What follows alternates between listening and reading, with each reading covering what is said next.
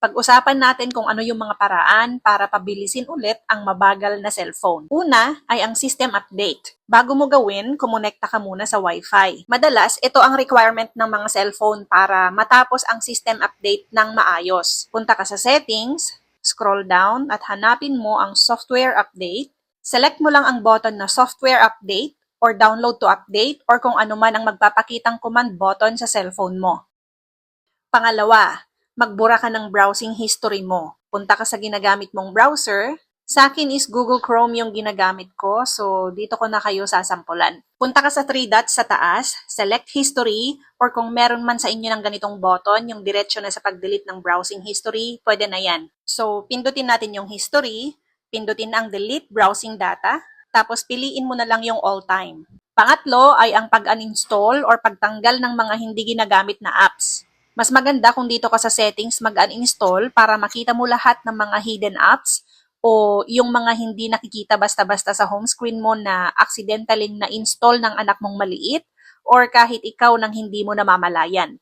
So, punta tayo dito sa settings, hanapin ang app management, app list. So, dito na nakalagay lahat ng apps na naka-install sa cellphone mo. Isa-isahin mo silang tingnan ng mabuti tapos i-uninstall mo na lang yung mga hindi na dapat nandyan o kaya yung mga hindi na ginagamit. Pang-apat, i-disable ang live wallpaper. Kung gumagamit ka ng wallpaper na moving o yung gumagalaw, parang ganito. Palitan mo na lang ng picture mo or yung mga stationary lang na hindi gumagalaw. Pang-lima, free up storage space. Bisitahin natin yung storage mo kung ilan na yung nagamit mo at natitira na lang sa space mo na hindi pa gamit. Punta ka sa settings, hanapin mo yung storage. Usually, gallery ang may pinakamalaking gumagamit ng storage natin. Tulad nitong sa akin, ang laki na pala ng kinain sa space ng videos ko. Sunod na pinakamalaki yung mga apps ko. Tapos yung images na. Etong system, hindi na natin pwedeng galawin yan. So ayan, mag-delete ka ng mga lumang pictures at videos mo. Pang-anim, check battery. Kumusta na nga ba ang health ng ating battery? Mabilis na bang mag-low bat? Bigla-bigla na bang naghahang ang phone mo or nagto-turn off? Umiinit na ba tuwing ginagamit mo? Baka panahon na para palitan yan. Ngayon, kung meron kayong optimized night charging na feature, i-turn on nyo yan. Tulong din yan para hindi agad tumanda or maluma ang inyong mga battery. Para mas madali nyong hanapin yung mga features na gusto nyong puntahan, kung meron kayo nitong search bar dito sa loob ng settings, gamitin nyo na lang yan. I-type nyo na lang yung pinaka-main keyword nyo, which is, kunwari, battery. Ayan, nandyan na lahat, pati na rin yung sa optimized night charging. Pang-pito, magbura ka ng mga lumang text messages mo. Hindi porke wala ng inbox full na notification katulad ng Nokia dati, hindi ka na magbubura. O, isa yan sa mga kumakain ng space or storage mo, kaya bura-bura din pag may time. Pang-walo, remove too much widgets. Ano nga ba yung widget? Ito yung mga default ng tumatakbo o nag-ooperate sa home screen ng cellphone mo na associated sa isang application kahit hindi mo siya binubuksan. Halimbawa, itong weather widget or clock widget. Nandyan lang sila nakadisplay, gumagana 24/7. Yung clock widget, kahit tanggalin mo naman yun, meron pa rin namang oras na nagpapakita sa cellphone mo eh.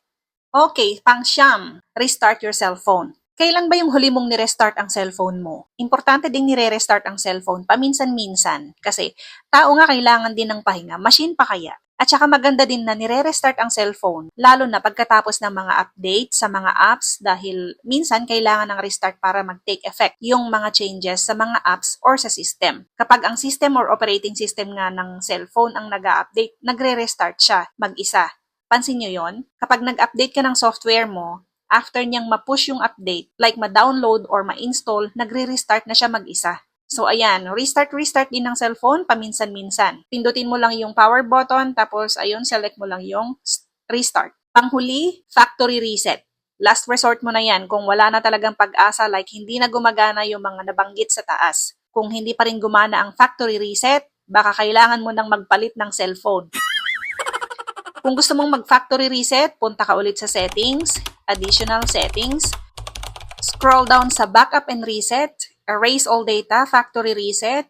So dito sa akin, meron ng option. Hindi katulad dati na erase lahat ng data, pati mga contacts. Kung gusto mo, itong tatlo na lang ang galawin mo. Yung number 1, reset network settings. Number 2, erase download apps and their data. And then number 3, erase SMS and MMS messages stored in this phone. Huwag na lang itong erase all data. Or kung hindi naman, ito na lang backup and restore ang piliin mo. So, pwede kang mamili kung i-clone mo na lang sa ibang phone yung gagawin mong pinaka-backup, meaning ita-transfer mo na lang sa ibang cellphone yung mga data mo, yung mga nilalaman ng cellphone mo. Or sa cloud storage mo na lang ilagay yung backup mo. Ibig sabihin ng cloud storage ay yung mga online storage katulad ng HeyTap na online storage ng Oppo.